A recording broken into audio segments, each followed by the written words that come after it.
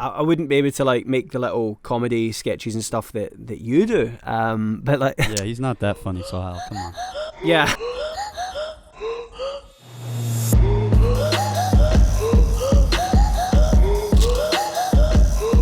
Welcome back, everyone, to the Second Perspective podcast. This is a crucial one, monumental one, if you might say, because this is our 5th episode, and 5 is the magic number.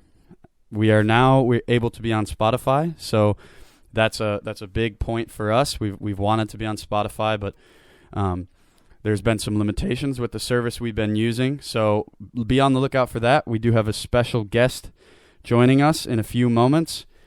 But first, we wanted to get into just chatting and kind of catching up, me and Rich. So, Rich, how you doing today, man?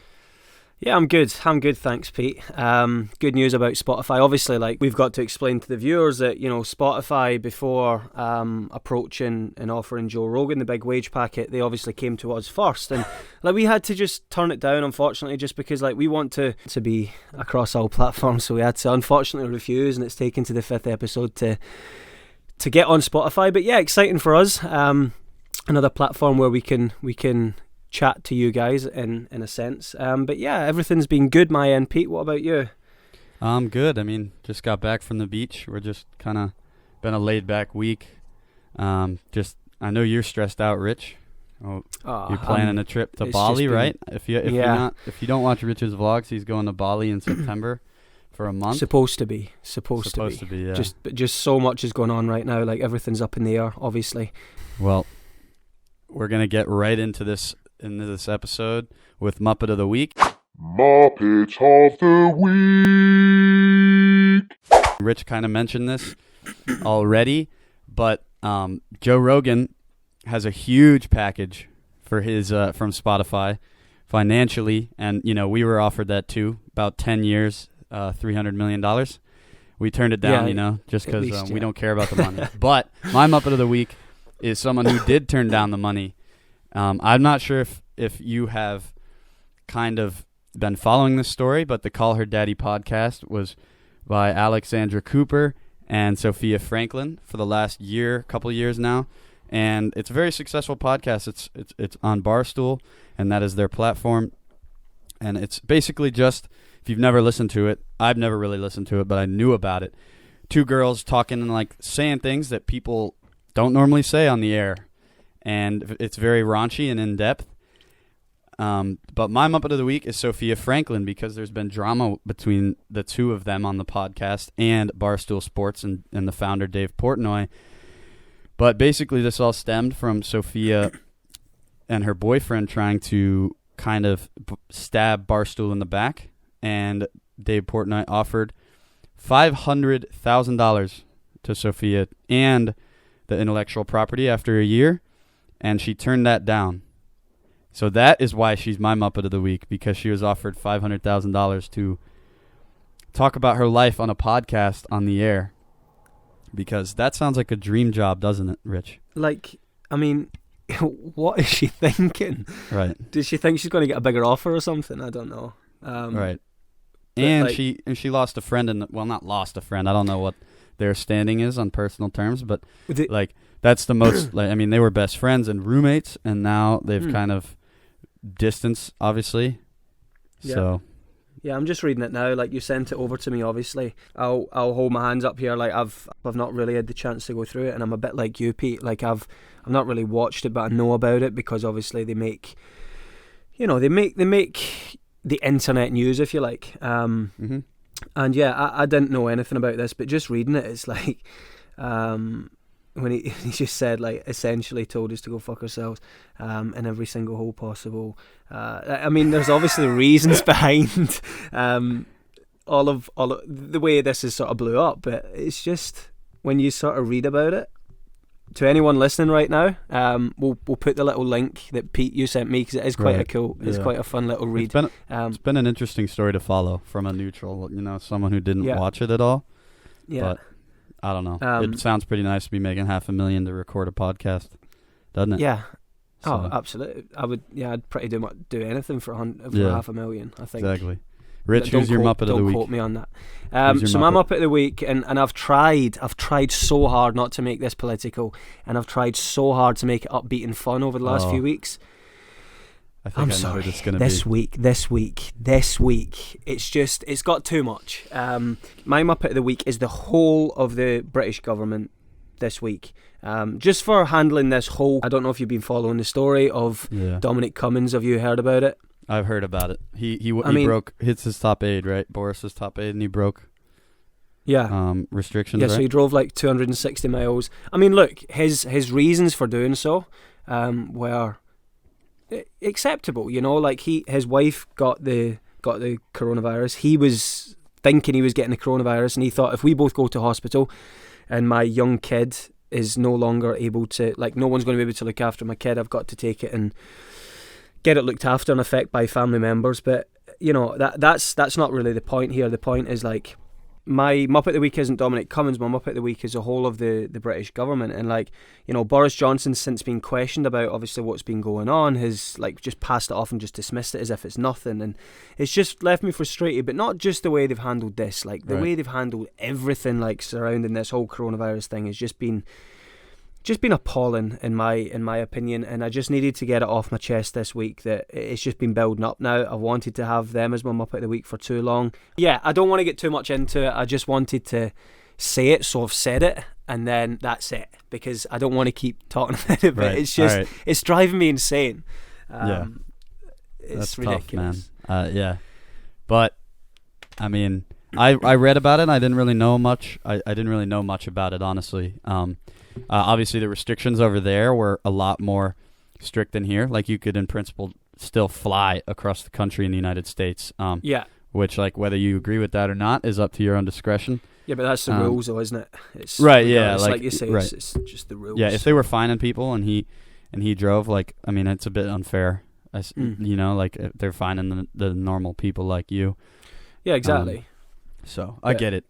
So, but it's like we said last week in the podcast. Sorry, I know, like, but we said it last week. We had a footballer just breaking the rules, and that was like it was like nothing. And I don't know. Like, I just feel like there's one rule for one. Like, if a normal guy, like a normal Joe Bloggs, was to go and do that same thing, he would be facing a severe punishment, I feel. Yeah. I don't know. But anyway, right, let's move on, because we've got a good one coming up. So, well, we're going to introduce you to our guest, and he's been a friend of mine since I was a young kid. His name is Sohile Ali. Sohile, what's up, man? How you doing? What's up, gentlemen? I'm doing good. How are you guys doing? We're doing fantastic, man. We're happy to have you here. We're happy to pick your brain about the content you make and your opinions on YouTube, what inspires you, what keeps you motivated, and you just graduated college, right? You just finished undergrad. Congratulations. Congratulations, yeah. Well done. Thank you. You as well, Pete. Appreciate it. You graduated from the School of Informatics, correct? Yeah. It started School of Informatics, and they got engineering and computer science, so all of that sort. That school's growing fast, man. Very much. Now, if you've never watched Sohile's stuff, we're going to link everything in the description below. You should go check it out, because he makes a wide array of stuff. He does everything from comedy sketches to vlogs and kind of college lifestyle stuff, and got a good sense of humor. So I highly suggest you go check it out. And I wanted to just jump right into it, Sohile. Now, obviously, you now have a degree in undergrad, and you're going to graduate school at Indiana, and I guess what motivates you to create content, and what are your opinions on it, I guess, and who inspires you? For sure. Thank you guys again for having me on. Really appreciate it. I'm a fan, so I'm excited, let alone for this to be episode 5 and to be on it as well. It's really great. But yeah, like you said, I just wrapped up undergrad. I studied computer engineering with a minor in media, because although I love technology and wanted to study something like that here at IU, a new degree, I also wanted to, my love of storytelling and being able to, continue taking photos and videos and take classes like that also interested me as well. So that's kind of why I pursued both of those. And as I go into my accelerated master's in the computer engineering, I'm also looking into a media master's there as well. But yeah, so all throughout, I've been creating content, documenting my life and telling stories, however way I see fit, and YouTube has kind of been the place where I want to kind of house those things. And I've really, I mean, really the love of creating videos and YouTube started like in middle school. Like Yeah. my cousin Yosef and I had a little channel. We had a couple of videos. One of them popped off. We did like one of those like rap songs in real life. I don't know if you Yeah. remember that trend back then, that good old cringe middle school stuff. But Yeah. ours, we uploaded it one night, like just not thinking, and we woke up next day, had like 26,000 play views already on YouTube. And Jeez. it was Wow. like just some dummies in middle school, you know. But like, it wasn't even for that. It was something fun to do. And I kind of took a break for a little while in high school. I was playing football and clubs and things like that. But as I got to college, and the sentiment is a lot of similar to you two, which is just at the very least, it's a time capsule, right? It's a memory. It's documenting this time in our lives. And if it goes, nowhere, at the very least, however old we'll be, we have something amazing to look back on. And that's Yeah. kind of what it was. I got my little Canon Rebel T6i DSLR my sophomore year, and just started going to events and whatever it could be, meeting different celebrities as they came to campus and stuff, which was pretty cool, and just being able to do what I hear a lot, which is just like just document, Right. and then Yeah. the rest will come. And so that's kind of what I've been doing, combining now vlogs and comedy, the two things I just really found that I love the most, and getting to meet and collaborate with other creators like you guys as well, who have the same vision. I mean, you mentioned the whole comedy thing there, and Pete was the one who recommended you to me, and like I came across and checked out your channel, and I found that quite interesting, quite inspiring, and the fact that you're able to, and you enjoy putting out certain type content, so then therefore you put it out. Like, you're not very much like restricted in terms of like you don't feel like you have to have another channel, for example, for two different types of content, whereas a lot of people do. And whether that's right or wrong, my point here is that I find that very inspiring, the fact that you're just making what you want to make on your channel. And that's important to me, I feel. And like, my question here to you, Sohile, is I guess, is like, do you, like, what do you prefer more? Do you prefer like vlogging, or do you prefer like the comedy aspect? I guess vlogging is something. I mean, I've only uploaded like technically my 9th one today, so it's something I'm still getting comfortable with. Just as I'm sure you guys did as well. You walk around, camera in your face, talking to your camera. It's something that I found matches the storytelling format that I've kind of been doing before. It just kind of forces me to go about the day and kind of find the beats throughout the day. But hands down, I think like the core, my love is the sketches. It just kind of is something that I like, the process, like writing. I mean, all that, everything that goes into it up until then. I think like I'm a fan. I'm a student of comedy, if you will. I just love anyone who's doing it, who's trying it, because it's something that that's been a big part of my life. But I was gonna say, whoa, oh, Sorry, I'm just sharing the screen. I'm just going to have a little look at your. Yeah. Carry on. all good, Sorry. all good. I was gonna say, Rich, and your vlogs have me cracking up all the time, man. So you have a lot of comedy in there as well. So, Oh, thank you. I appreciate that. I'm not. I mean, I wouldn't be able to like make the little comedy sketches and stuff that you do. But like, Yeah, he's not that funny, Sohile. Come on. yeah, I was going to say like watching your stuff, and I'm just like putting this into perspective to the listeners right now, to the viewers who may or may not have checked your content out.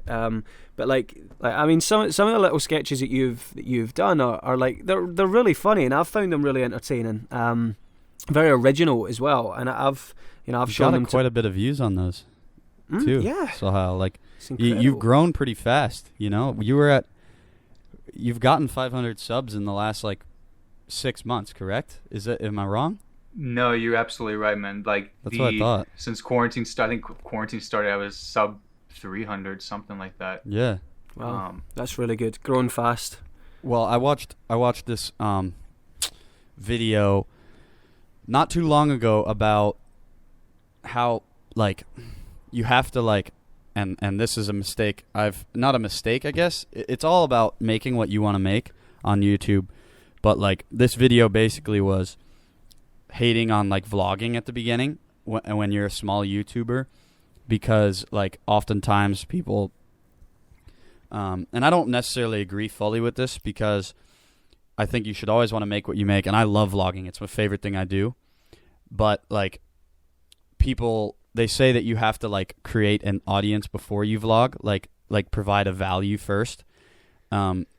And like I think you've done a good job with that, Sohile, because you started and initially like doing the sketches mainly, right, and other stuff before you started vlogging. Obviously, you just started vlogging a month or two ago, and I don't necessarily agree with that, like what that video said, because like I think vlogging is super fun, and like anyone should just make whatever they want. Sorry to interrupt about. you, Pete. But like just while it's on my head, like I think that's maybe that video that you like, that's very much directed at people who want to make it on YouTube or like make it as a content creator. Yeah. I think, you know, us three, I was going to say the three people sat in the room right now, we're obviously not in the room, but we'll pretend we are.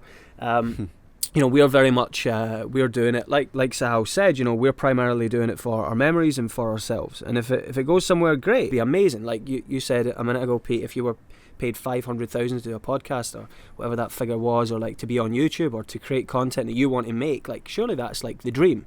But we're not doing it for that right now. We're just doing it because we enjoy it and we can look back on it. Exactly. And that's, for me, that's like that's the defining factor. I feel like you look at a lot of the top YouTubers, for example, like they always started off, like for a very long time they were making what they wanted to make and having fun with it too. And to say, my biggest part of advice here that I would offer anyone starting out is do what you want to do with it. Don't just do it because, like, you know, like that video said, oh, you know, you've got to have a background, you've got to have like a base to start vlogging. But if you know, don't just feel like don't just feel like you have to vlog just because you've got a base. You know, vlog because you want to vlog. And I think that's the sort of my point was that like Sohile had those sketches that garnered views, and then he started vlogging. So like you know, like he kind of built up a small little audience. And then he kind of, whenever people wanted to dive more deeper into his life, he started doing that. So I think you did a good job with that, Sohile. Thank you. I mean, like, go ahead. Sorry. Oh yeah, just to speak on that, it's like, I mean, the way I, like Rich mentioned, those starting out, it's like it's hard. You know, you have 10 subscribers or 70 subscribers, something. I would mean like treat that as that's your audience, and like make, if you want to vlog for them, you know. Make it for those people. It's you know, it's so easy to just get caught up in, for those that do pay attention to, like, you know, I'm not getting many views, or like, what does it matter? No one's really gonna watch it anyway. Like that's something that's hard to get over. But if it goes back to what we said before, if you just do what you love, like if you're telling a story that you love or a memory that you want to create, then the audience will come. And I just happen to get like lucky on a couple of them that popped off with some like humor there, but yeah, I totally agree. I think we're all saying the same stuff there. But yeah. But you can see it as well though in someone. I always think you can see when they enjoy doing, or they enjoy making a certain video or a type video, especially someone that's vlogging, because it's very personal. I've been subject of it in the past. Pete's been following my channel for a while, and you actually messaged me a couple of weeks ago when I was daily vlogging. I was finding it really tough, like, to make content, and you know, fair play to you. You offered me advice. You said that you're always there, the other side of the phone, if I needed to call you or contact you for any help, you know. And I really appreciate that, you know, Pete. And like, if you're trying to force content just because you want to make it or you want to get big on a certain platform, then it's going to show. You've got to do it because you enjoy doing it, and you've got to want to do what you're doing, in effect, which you're doing, and I really like that. Right, you can see it on your face, Sohile, like especially during the sketches, like you're so passionate about it, which is something like that I think goes a long way. You know, like people see that, and I said this to Edwin too when he was on a couple weeks ago. Like people like when they can see passion in someone. At least maybe that's just me, but like that makes me want to root for you more. You know what I mean? Yeah. So yeah, authentic. Being yourself in that sense and genuinely enjoying what you're putting out. Yeah, for sure. Right. You're not just doing it just to blow up or anything like that. So. Well, it would be nice. No. It would be. Of course. I ask you this, Sohile. Is there anyone specific that motivates you, or are there any content creators that you really enjoy watching or that you draw from, I guess? Yeah, absolutely. I mean, way back when in middle school when we were just starting out, the big ones like Smosh and Yeah. and Niga Higa, like those just hours watching those guys and although a little younger version of comedy there, but it was definitely the beginning of like, oh, these guys could do this and upload it, so why couldn't we? But today, I mean, like I said, I'm a huge fan of comedy, so the whole spectrum. I mean, SNL, like the classic SNL there. Yeah. Writers from that show that have gone on to be stand-ups, like Mulaney, for example, great comedian there, and then other YouTube type sketch comedians like Trevor Wallace. I don't know if Rich has seen his stuff either. His stuff's really freaking good, man. He's the goat. Good God. And Gus Johnson. Have you seen Gus Johnson's stuff? I haven't seen him, no. He's often collaborated with Trevor Wallace. Those guys there. I'll have to check these out. Seth Emerson. You ever seen Seth Emerson? I think that's his name, right? That sounds so familiar. YouTube sketch or? Yeah, I think so. I maybe his name's not Seth, but I know it's Stevie Emerson. Is that it? Okay, I mean, it sounds familiar. Yeah, you've probably seen him before. Okay. He makes some pretty good stuff too. Yeah.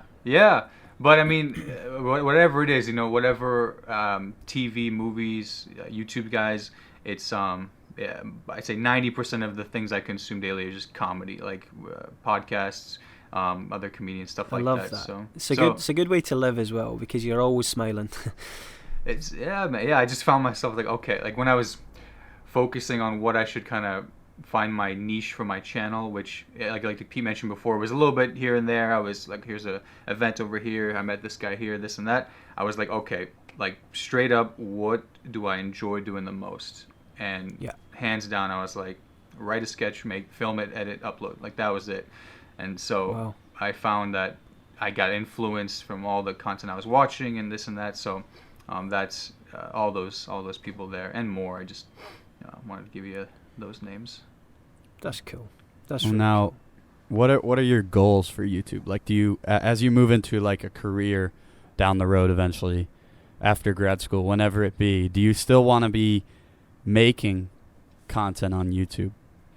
I definitely do. Yeah, I feel like I'm just getting started. Like if it's something that I can sustain and be consistent with. Obviously now we have so much arguably more time on our hands to be doing this sort of stuff. But the way I see it, even if I got a 9 to 5, there's a lot of time after that. You get your weekends. It's like there's always, I think, a good excuse to do something that you love, and I think that's kind of where I would see that fitting in down the line. That's cool. I love that. It's like, and notice you've been doing is it Sunday, Wednesday uploads, or Monday, Wednesday, Friday, correct? Or something like that? Yeah. And then comedy, you do comedy twice, no, is it vlogs twice a week or comedy twice a week? I can't remember.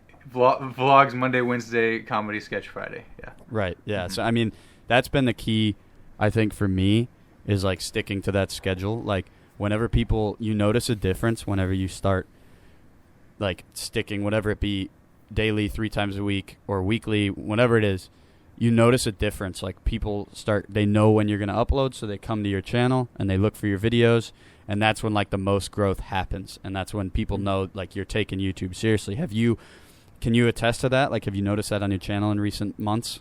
Yeah, yep, 100%. Yeah, everything you said stays true. I mean, it's like, treat your channel like it's a TV show. TV show's going to air Thursday night, prime time, whatever it is.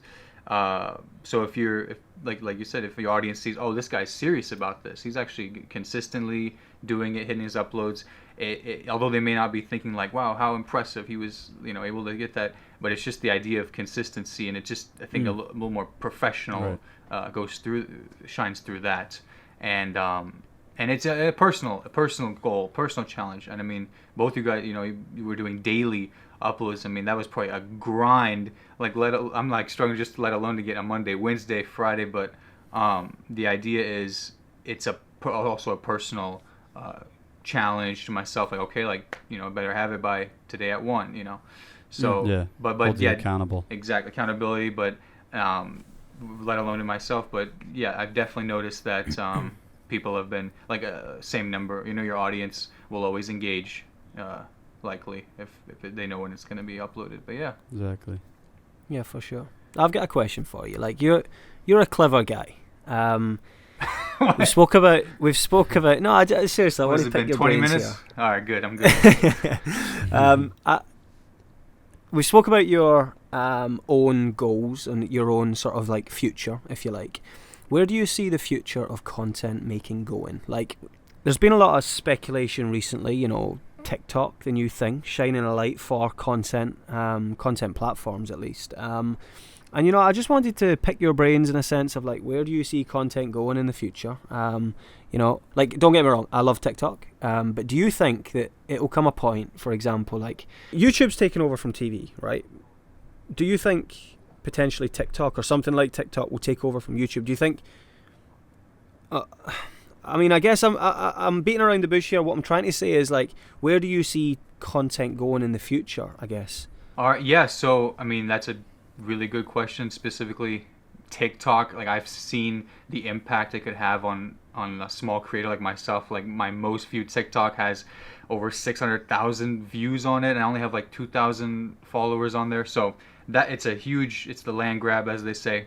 But from what I've learned from being an engineering student and also being like a media student, it's like whoever figures out like AR and like augmented reality first, and a way to incorporate that, I think they have a crazy advantage. Because man, you think about it, like quarantine closed the movie theaters, right?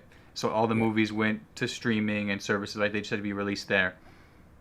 Movie theaters are definitely going to be obsolete, like pretty soon. Like they just are, and it's sad to think about. Like as a fan of film, like I still want to go to a movie house, but it's going to be who can, I think, create the most engaging experience at home. Like we're seeing different VR companies, creating their systems, trying to get a wireless headset at home, whatever that may be.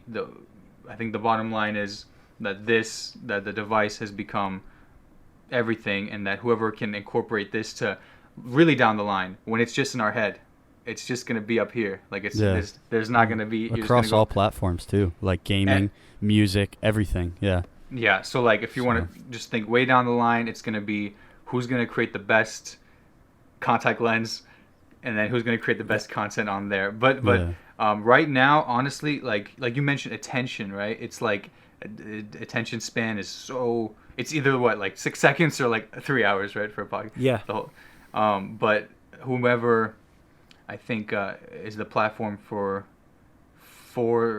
that, I think will be the winner. But right now, they're all winners in my opinion.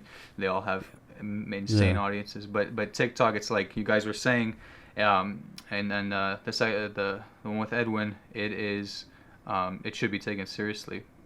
Yeah, for it's sure. like my friends were talking about, my roommate and his friend this morning were talking about like investing, and like they were talking, who thinks Amazon is going to go away in terms of like from an investing standpoint.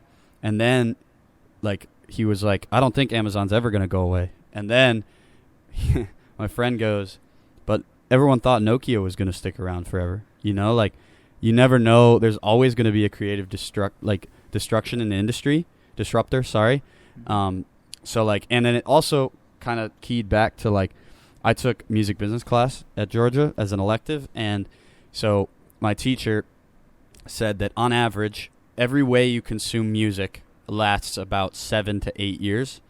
So like, whether it be you consume it through mainly a vinyl or a CD or iTunes where you're downloading and DatPiff, stuff like that, and now streaming, it lasts on average like 7 years. Yeah. So like it got me thinking, like, what is next? Like we don't even know what's next.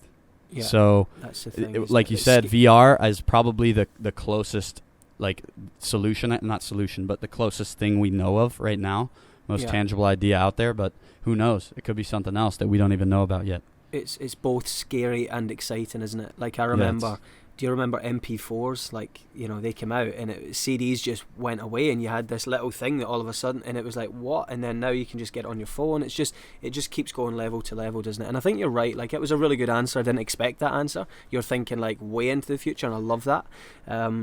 I mean, I just wanted to get your whole thoughts on the whole thing. You know, like people who consume the most amount of content are kids, right? And their sole platform that they're on right now is TikTok. So I was just wondering, you know, in 10 years' time, for example, is something like that, maybe not TikTok, but something like 5-6 seconds just going to be like YouTube won't even be a thing? Do you know? It's so difficult to predict the future, of course. But I just wanted to get your thoughts on it, and really interesting actually, the whole AR thing. Like, yeah, it's interesting. I had a Zune. Did you guys have a Zune? Yeah, I did long time ago. Bro, the Zune. Rich, it was the Sony's iPod. Okay. Yeah. They were a little late I to get into the market as well, weren't they? Pretty late, pretty small LCD screen there, but I may still have it. But yeah, like you said, that's exactly right. It's accelerating the pace right now. Yeah. So, just one more question here for you, Sohile. What are your goals for YouTube? Like in the long run, what do you see yourself doing on YouTube in terms of content? In the long run, I would like my YouTube channel to be the creative outlet it's been, but you know, down the line, it's hard because for an example, like comedians these days, like some great stand-up comedians, they can't get a deal with a traditional network like Comedy Central. They can't get a stand-up special with Netflix necessarily. It's hard. So they're putting their stuff out on YouTube for free. But that's, I mean, I'd say in our eyes, just as many eyes as it would have reached the other way, absolutely. right? If not more. Exactly. So for me, it's the outlet, it's the portfolio, it's my personal brand, and I'm hopeful that it, you know, continues to grow and it can be something that could sustain my passions in life, and to just be able to maybe, you know, make short films and just put them out on there and make it the distributor and the production company, you know, all in one. And no matter what career I'm doing, but just keeping that as like, this is something like it's ours, you know, our channels is ours, you know, it's we're in control. And something that hopefully then we can look back on and all the other videos and see how we've grown from there. But yeah, I always want to be creating, always want to be uploading till I can't anymore. Well, we cool. appreciate you coming on the show, Sohile. We're running out of time here thanks to Zoom's new 40-minute limit. Yeah, fuck you, Zoom. Yeah, Zoom, come on. Whenever we're big, we're not going to work with you. We're going to work with Skype. Skype. There you go. Underdog. Yeah. The underdog. So, thank you guys for tuning in. Like I said, we're going to try and have this episode and all the other episodes before on Spotify. But Rich, you got anything else to say? Sohile? No, just Sohile, thank you very much for coming on. We really appreciate it. Like we said to Edwin, you know, we're a brand new podcast, and we appreciate anyone that takes the time and effort actually to come on and speak to us, and hopefully all of our listeners and viewers come across and check out your channel and yeah, show you some support, because you're really doing some pretty cool things, some pretty funny things, and I'm sure they would not regret it. So check him out, guys, if you're still here at this point, and we would really appreciate that too. So Hal, what have you got to say? Thank you, guys. Thank you. Appreciate it. And to all of you watching, if you're not subscribed to this channel yet, come on. If you're watching right now, you better hit that subscribe button. Hit Second Perspective. 5 episodes in. The best podcast in the world. Sweet. Yeah, so Hal comments on everything. But we appreciate you guys listening, and we will see you next week. Thanks, guys.